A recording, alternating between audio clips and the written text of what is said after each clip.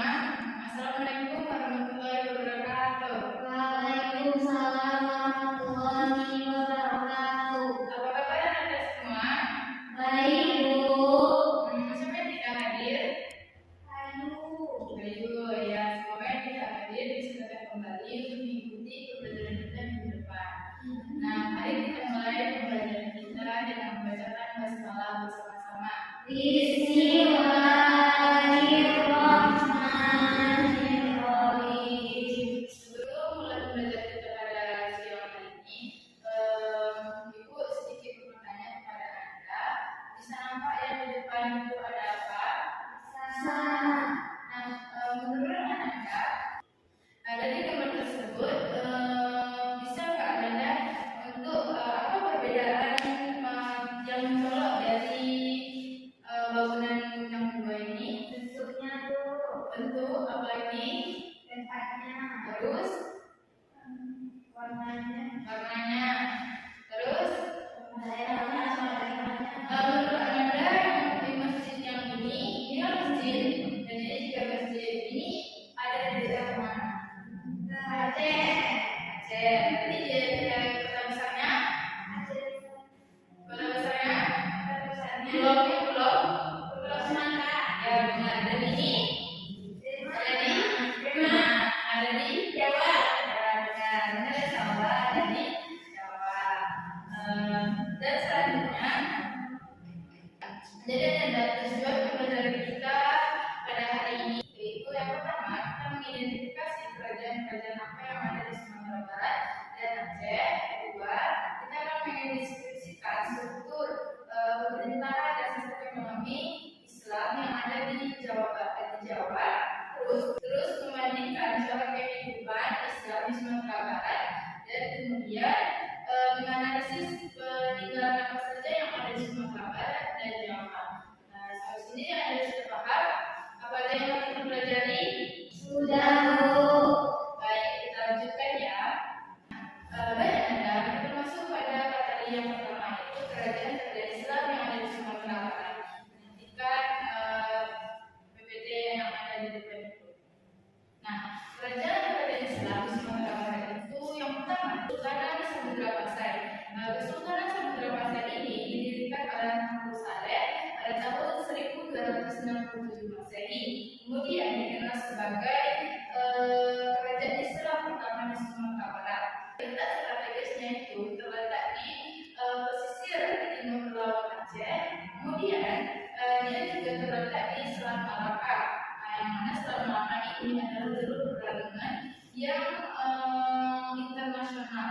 Kemudian di Samudra Pasai juga perekonomiannya itu menghasilkan ekspor lada, cabai, emas dan kapur bagus. Samudra Pasai juga ada keagamaan yang mereka anut, yaitu memakai bahasa Syafi'i, yang mana menjadikan pusat pembelajaran ilmu agama dan berbagai kejuruan Asia. Peninggalan yang ada di Samudra Pasai ini ada berupa batu nisan, yaitu Malik Saleh, yang mana batu nisan tersebut adalah pendiri yang kerajaan Samudra Pasai tersebut. Nah, yang kedua kita masuk pada kerajaan Kesultanan Aceh Darussalam. Nah, kerajaan Kesultanan Aceh Darussalam ini didirikan oleh Sultan Ali Mahmud Syekh. Nah, beliau mendirikan Kesultanan Aceh Darussalam ini pada tahun 1490 Masehi sampai pada tahun 1903 Masehi. Nah, kemudian kejayaan itu pada masa Sultan Iskandar Muda pada tahun 1607 sampai 1636 Masehi. Nah, menguasai perdagangan timah, ladang, dan ia mengusir Portugis dan Malaka. Kemudian Kesultanan Aceh Darussalam ini, yaitu peninggalannya itu sebuah masjid yang dinamakan Masjid Raya Baitur Rahman. Nah, masjid ini didirikan dan dibangun ulang oleh kerajaan Darussalam tersebut.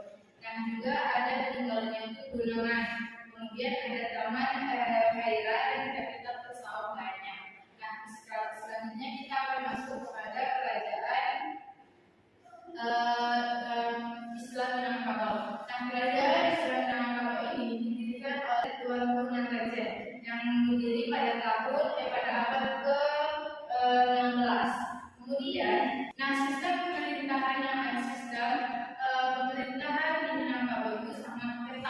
dan sangat kuat adatnya.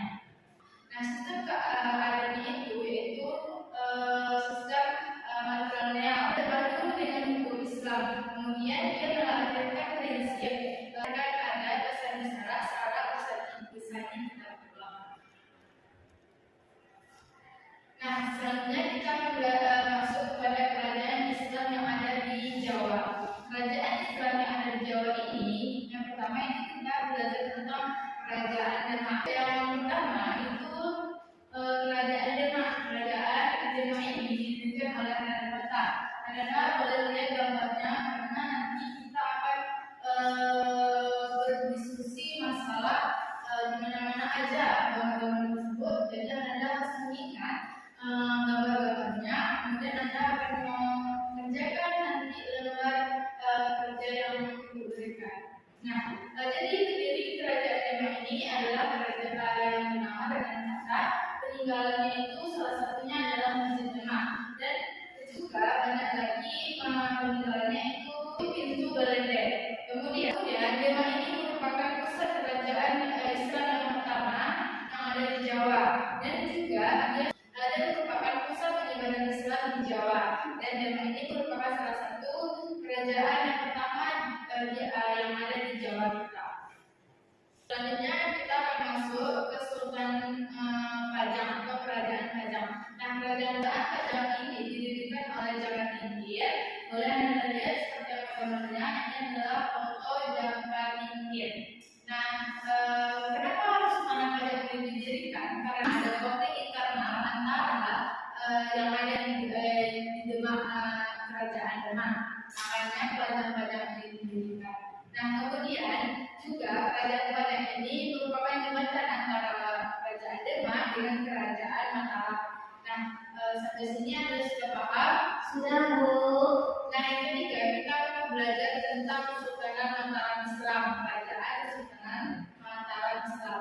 Nah, kerajaan ini didirikan oleh Sultan Agung Mataram yang berdiri pada tahun 1582 Masehi. Kerajaan Kesultanan Mataram ini puncak berjayanya itu dipegang oleh Sultan yang bernama Hanyokrokusumo pada tahun 1613 Masehi sampai 1645 Masehi.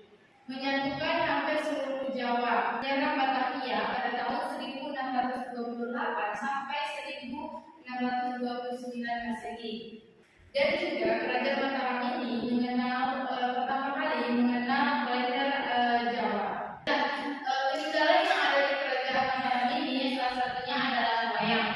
Nah, yang juga ada memandang umat Islam itu yang ada di Jawa. Karena wayang ini salah satu peninggalan yang terkenal di Jawa tersebut. Nah, kemudian kita lanjut ke Sultan Banten. Nah, Sultan Banten ini didirikan oleh Hasanuddin yang berdiri pada tahun 1526 Masehi sampai 1813 Masehi. Kemudian peninggalannya itu adalah Masjid Agung Banten, yang ini ada menaranya, yang paling terkenalnya itu Masjid Agung Banten. Kemudian ekonomi yang ada di kerajaan Banten ini berpusat pada perdagangan lada internasional. Dan terakhir itu kerajaan Kesultanan Cirebon. Kerajaan Cirebon ini adalah peninggalan itu ada keraton, dan Cirebon ini didirikan oleh Sunan Gunung Jati, yang mana sebagai pusat penyebaran Islam di Jawa Barat. Peninggalannya itu salah satunya adalah keraton. Menurut Anda yang mana keraton yang ini Pak? Lagi Anam. Yang ini? Ya, benar, itu adalah keraton, salah satu keraton ya. Selanjutnya kita akan belajar tentang peninggalan apa saja yang ada di Sumatera Barat dan Jawa. Nah, yang ada di Sumatera Barat salah satunya adalah apa Anda? Ada Istana Manggarai, ada Sumatera Pasai, ada Batu Nisan dengan Sultan Malik Saleh, dan terus di Jawa ada apa peninggalannya? Ada Kejaya, keraton, terus ada wayang. Nah, kemudian di Sumatera Barat juga ada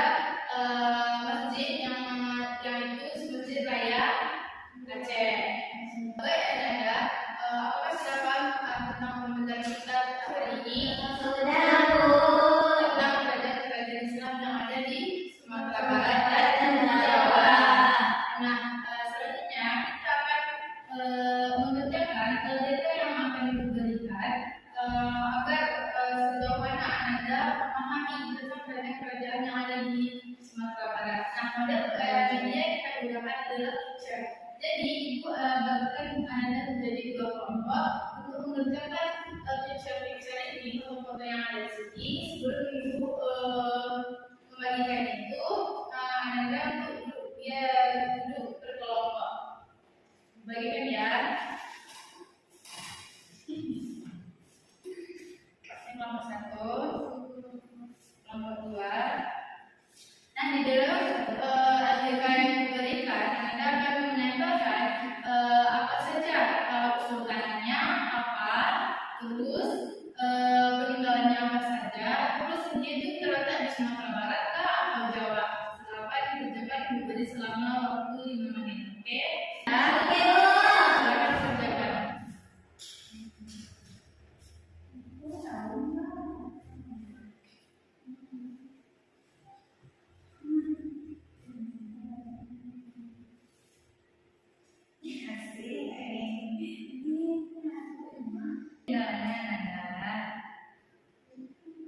Terus usulannya siapa? Usulannya siapa? Ini peninggalan. Terus ini apa banten kan? Ini banten. Terus dia siapa sultannya? Ini sultannya, tokohnya. Duit mana larinya?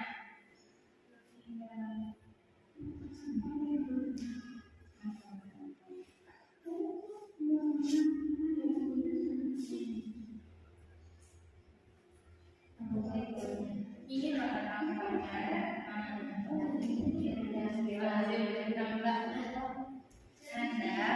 ini apa tadi benar?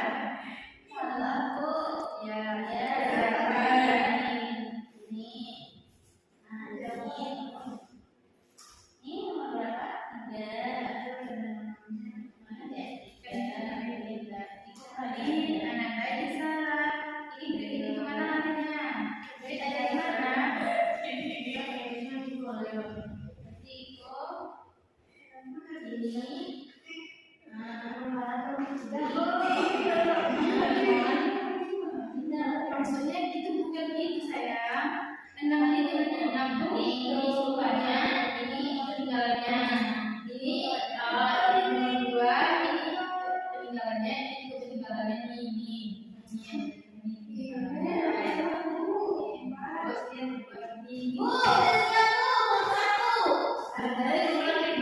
Apakah sudah siap? Kita periksa ya. Nomor 2 sudah siap. Sudah. Nah, sekarang kita periksa. Boleh dikumpulkan? Mari kita periksa ya, Nanda. Untuk kelompok 2, kelompok 1 ini. Nah, apakah benar? Ini tokoh siapa? Terus pertama. Nah, terus peninggalannya kemudian ini tokohnya ini daerah mana nih? Kalau keraton biasanya daerah mana? Jawa benar. Dan juga ada Pembaryong. Pembaryong daerah mana? Sumatera Barat. Benar ya, sudah benar semuanya. Oke, karena Anda sudah paham dengan apa yang sudah kita pelajari hari ini tentang kerajaan yang ada di Sumatera Barat dan Aceh dan Jawa juga. Dapat disimpulkan bahwasanya kerajaan-kerajaan yang ada di Sumatera Barat itu adalah suatu peninggalan yang ada saat ini, kemudian dikembangkan lagi dan diperbesar lagi dan diingat kembali dan dibukukan sejarahnya. Kemudian Anda tahu apa saja peninggalan-peninggalan yang ada di Sumatera Barat dan Jawa. Nah, sampai sini apakah ada yang mau ditanyakan? Tidak. Dan sudah paham ya dengan apa yang sudah kita pelajari pada siang hari ini. Semoga apa yang kita sudah pelajari pada hari ini bermanfaat dan bisa Anda ingat dan juga kita bisa mengunjungi peninggalan-peninggalan yang ada di Sumatera Barat dan Aceh. Nah, untuk pembelajaran kita pada siang hari ini kita membacakan hamdalah bersama-sama. Ditutup ya, wabillahi taufiq wal hidayah. Wassalamualaikum warahmatullahi wabarakatuh.